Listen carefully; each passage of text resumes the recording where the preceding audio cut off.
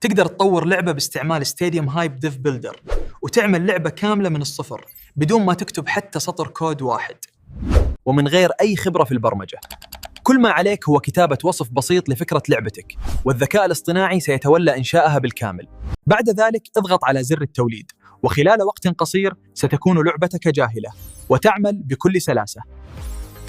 والأجمل من ذلك أنك تستطيع تعديل اللعبة وإضافة مميزات جديدة وتغيير التصميم بكل سهولة، ويمكنك تطويرها خطوة بخطوة، وكل هذا باستعمال الذكاء الاصطناعي ومن مكان واحد فقط. في البداية كده نفتح عندنا منصة هيكسفيلد. أكيد طبعا هتلاقي سايب لك رابط المنصة عندي في وصف الفيديو وفي أول تعليق مثبت عشان لو أنت عايز تدخل وتجرب معايا. طبعا بعد ما تسجل بحسابك على منصة هيكسفيلد، الأداة النهاردة اللي احنا نستخدمها هي أداة اب بيلدر، فهنضغط عليها بالمنظر ده، وبعد كده هيفتح قدامنا الصفحة اللي أنت شايفها قدامك دي. في البداية كده بس عشان تكون فاهم، الأداة دي مش مخصصة لعمل ألعاب فقط، لا، أداة دي بتقدر إنها تعمل كذا حاجة، زي مثلا إنها بتقدر تعمل ابس اللي هي تطبيقات يعني، بل وكمان تقدر تعمل ويب سايت اللي هي مواقع او صفحات، وبتقدر طبعا انها تعمل جيمز اللي هي يعني الالعاب وكده. ده غير كمان انهم عاملين جايزه ب$100,000 لاحسن تطبيق. يعني انت ممكن حرفيا تخش تعمل تطبيق من هنا وبعد فتره ممكن تتفاجأ وتلاقي نفسك كسبت $100,000. فالصراحه حاجه جامده جدا. حلقتنا النهارده مش هتكون ولا عن التطبيقات ولا عن المواقع، احنا النهارده هنتكلم في الجيمز اللي هي الالعاب يعني. فهنضغط هنا على جيمز وهيفتح قدامك الصفحه اللي انت شايفها قدامك دي. لو انت بقى نزلت تحت شويه هتلاقي هنا قدامك في بعض الالعاب اللي عملها المستخدمين، تقدر حرفيا تخش على اي لعبه وتجربها لو انت عايز. الصراحه الالعاب كلها جميله جدا. تعالى بس كده قدامك هجرب اي لعبه من هنا، فخلينا على سبيل المثال مثلا نختار اللعبه دي، فهنضغط عليها وبعد كده نضغط هنا على بلاي عشان نقدر نلعب اللعبه. بعد كده نضغط هنا على ستارت. خلينا مثلا ننقي الشخصيه دي اسمها علي. زي ما انت شايف كده اللعبه شغاله بشكل طبيعي جدا، وهي كمان في كده زي اشرار ممكن بقى نضربهم كده تقريبا. ايوه زي ما انت شايف اللعبه شغاله عادي جدا. طبعا بتحكم في الشخصيه من خلال الكيبورد والماوس. فزي ما انت شايف كده هتلاقي ان في اشكال وانواع مختلفه من الالعاب تقدر حرفيا تلعبها من خلال منصه هيكسفيلد. فلو احنا بقى عايزين نبدا في صناعه لعبه من الصفر، كل دلوقتي اللي انت هتعمله هتروح هنا وتكتب فكره اللعبه اللي انت عايزها. انا بالفعل كتبت للشات جي بي تي شكل اللعبه اللي انا بتخيلها. فاللي انا بقصده يعني انت تقدر تخلي الشات جي بي تي ان هو يكتب لك فكره للعبه اللي انت بتخيلها. فانا كده هحدد على الفكره دي واخدها كوبي او نسخ، وبعد كده هرجع تاني هنا وهعمل بيست او لصق لفكره اللعبه اللي انا عايزها. انا عملت كده لعبه بسيطه 2D لولد مصري بيحارب وحوش فرعونيه في شوارع الجيزه. المهم يعني كده كتبت له بعض التفاصيل البسيطه عن شكل اللعبه اللي انا بتخيلها. وطبعا زي ما انت ملاحظ كده انا كاتب حرفيا الفكره بتاعت اللعبه باللغه العربيه، يعني مش لازم تكتب باللغه الانجليزيه عشان الاداه تفهمك، لا انت حرفيا تقدر تكتب باللغه العربيه والاداه تفهمك بشكل طبيعي جدا. انا كمان صممت شكل الكاركتر او شكل الشخصيه اللي انا عايزها تكون البطل في اللعبه بتاعتي. لو انا عايز ارفع بقى الكاركتر دي او الشخصيه دي واخليها تكون موجوده في اللعبه بتاعتي اللي انا هصنعها دلوقتي، فهنضغط هنا على علامه الزائد، بعد كده نضغط هنا على ابلود، وبعد كده هختار الكاركتر بتاعتي او الشخصيه بتاعتي واضغط بعد كده هنا على اوبن. وبعد ما رفعت الكاركتر او الشخصيه تقدر بعد كده بقى من هنا تختار نوع اللعبه اللي انت عايزها او التصنيف بتاعها. هل انت عايزها تكون لعبه شوتر ولا بلاتفورمر ولا ريسنج سباقات وكده، ولا عايزها تكون لعبه رعب؟ فتقدر بقى من هنا تختار التصنيف اللي انت عايزه للعبه. بما ان انا هعمل لعبه 2D وكده فخلينا مثلا نختار بلاتفورمر. ولو انت ضغطت هنا على الستايل لو انت عايز يعني تقدر من هنا تختار الاسلوب اللي انت عايزه للعبه. هل انت عايز يكون بيكسل ارت ولا عايز يكون انمي ولا 3D؟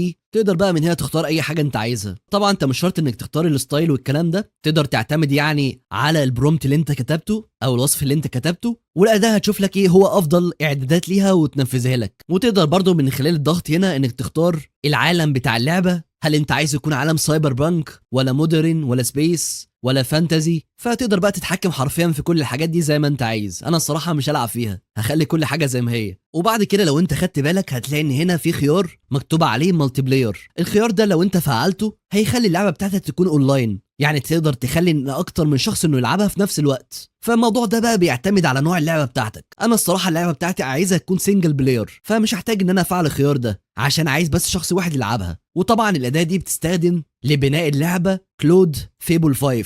وكلود فيبل 5 هو يعني اللي بيكون العقل المدبر اللي بيصمم اللعبه. بعد بقى ما جهزنا كل حاجه هننزل تحت هنا ونضغط على جنريت او توليد. زي ما انت شايف كده فتح لي الصفحه الجديده دي ومكتوب عليها وركينج، ودلوقتي بدا ان هو يعمل على بناء اللعبه بتاعتي بحيث بقى يبني لي شكل الشخصيات اللي هتكون موجوده في اللعبه والبيئه والعناصر والاسلحه وكل الكلام ده. فانا بقى هسيبه كده مع نفسه لحد ما يخلص كل حاجه. زي ما انت شايف بقى بدا ان هو يكتب الاكواد بتاعه شكل اللعبه وبيتعامل هو مع نفسه بدون تدخل مني تماما. لو انت كده خدت بالك هتلاقي ان هنا في تقريبا 6 عمليات، المفروض يعني ان هو يخلص 6 عمليات دولت لتنفيذ اللعبه. عايزك بقى تنسى الزمن بتاع كتابه الاكواد والكلام ده. حرفيا انت دلوقتي تقدر تبني لعبه من خلال فكره بسيطه جدا انت تكتبها ويبنيها لك كمان بشكل مباشر قدامك. يعني شباب حرفيا في جنون بيحصل دلوقتي قدامي. زي ما انت شايف كده عمال بيصمم لي كل حاجه، انا ماليش دعوه باي حاجه، هو اللي بيعمل. زي ما انت شايف كده صمم لي اشكال البيئه بالمنظر التحفه اللي انت شايفه ده، وبيصمم لي شكل الشخصيات وبيعدل لي عليها، وصمم لي اشكال الاعداء. حرفيا يا شباب بيعمل لي كل حاجه. ده حتى كمان يا شباب صمم لي الموسيقى اللي هتكون موجوده في اللعبه، فتعالى كده سمعك كده جزء منها. خلينا نضغط هنا. واو ايه الجمدان ده. وزي ما انت شايف كمان صمم لي العناصر اللي هتكون موجوده في اللعبه زي الكوينز اللي انا بجمعها والادوات والكوينز اللي بتديني ابيليتي او قدرات. وكمان من الحاجات اللي انا لاحظتها دلوقتي لقيت ان الاداه عملت لي لوجو للعبه اللي هو يعني شعار للعبه، وعملت لي كمان كفر للعبه بتاعتي بالمنظر الجميل ده، وسمت اللعبه اسمها لعنه الجيزه. تمام اللعبه بتاعتي بقت جاهزه بالمنظر اللي انت شايفه ده. هو الصراحه اتاخر شويه، قعد تقريبا حوالي ساعه او اقل من ساعه بشويه لتوليد يعني اللعبه، ولكن مفيش مشكله يعني. فطبعا زي ما انت ملاحظ كده هتلاقي ان اللعبه بتاعتي مكتوب عليها باللغه العربيه، وده طبعا شيء كويس. واقدر اضغط هنا للبدء. تمام والمسافه اللي هي طبعا السبيس، ولو عايز اضرب هضغط على اكس. تمام يلا كده نبدا اللعبه ونشوفها مع بعض. هنضغط هنا اهي اللعبه شغاله. تمام في موسيقى كويسه على اللعبه، لو عايز اضرب هضرب كده. ماشي الاكس اللي بيضرب. طبعا لو انت لاحظت هتلاقي ان في خطا، هنحاول نعدله كمان شويه، ولكن زي ما انت شايف كده اقدر اخد الكوينز واقدر ان انا اضرب او اطلع اسهم او سيوف، مش عارف الصراحه. تمام والله جميل قوي. خلونا كده بس شباب نكبر شاشه اللعبه شويه من خلال الضغط هنا. كده الموضوع بقى افضل بكتير قوي. زي ما انتم كده شايفين يا شباب اللعبه الصراحه جميله جدا. هي عايزه نعمل عليها بعض التعديلات بس هنعمله دلوقتي ما تقلقش. يعني زي ما انت شايف بياخد الكوينز، ودي كده الكوينز دي بتديني ابيليتي او قدرات. دي يا شباب اول لعبه حرفيا اصنعها في حياتي. دي بتديني كده زي درع. لو انت خدت بالك هتلاقي لما انا خدت الجوهره الزرقاء عمل حواليا كده زي درع، طبعا بيقعد لدقايق وبعدين يمشي. خلينا نقتل الوحش ده. خلينا بقى نروح على المرحله اللي بعديها. ماشي كده لو انت خدت بالك كده غير لي شكل المرحله. تمام خلاص والله يا شباب اللعبه معقوله جدا يعني. خلينا نقتل الوحوش دي، مش عارف ده بيخليني اطير ده. لو انت خدت بالك لما انا خدت الجوهره البنفسجي دي خلينا نط اطول. لو انت خدت بالك ده البوس اللي موجود في اللعبه.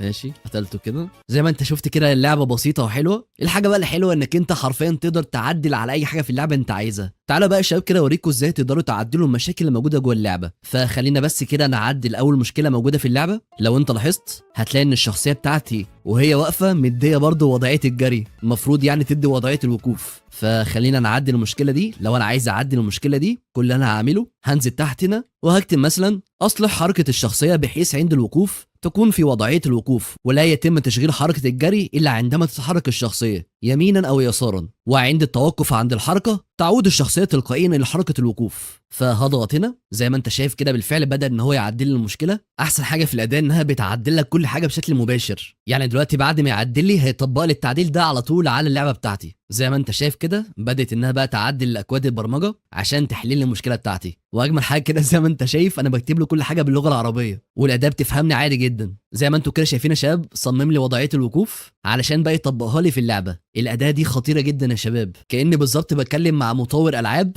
بقول له نفذ لي كذا وينفذوا لي فعلا. وبالفعل يا شباب عدل لي المشكله. تعالى كده اوريها لك. خلينا نطلع فوق هنا ونضغط على اوبن ان تاب عشان بس الشاشه تبقى كبيره شويه. بعد كده نضغط هنا زي ما انت شايف دلوقتي هتلاقي دلوقتي لما اجي اقف هتلاقي ان الشخصيه ادت وضعيه الوقوف بالمنظر اللي انت شايفه ده. ولو انت مش ملاحظ الفرق هجيب لك دلوقتي قبل وبعد عشان يعني تلاحظ الفرق. زي ما انت كده شايف شكلها بقى افضل بكتير جدا من الاول. بل كمان لو انت لاحظت كده هتلاقي ان انا عملت انيميشن بسيط على شكل الشخصيه كانها يعني بتتحرك او بتتنفس، يعني شكلها مش صلب كده. وهتلاقي دلوقتي لما اجي اجري بيعمل وضعيه الجري ولما اجي اقف بيعمل وضعيه الوقوف. فانت متخيل ان عملت كل الكلام ده من خلال بس كام جمله انا كتبتها. في برضو مشكله برضو عايز اصلحها، لو انت لاحظت هتلاقيني لما اجي اضرب، يعني لما اجي اضرب مثلا بالسيف بتاعي هتلاقي ان هو بيطلع سيوف مش عارف من كتفه ولا حاجه زي كده. لا انا عايز ان هو يعمل انيميشن ويخلي ايده بتتحرك كانه يعني بيضرب بالسيف يعني. لو انا بقى عايز احل المشكله دي اللي انا وضحت لك، هنزل تحت هنا عند السوبر كمبيوتر واكتب له الشيء اللي انا عايز اعدله بالمنظر اللي انت شايفه ده. زي ما انت شايف كده كتبت له غير نظام الهجوم بالكامل،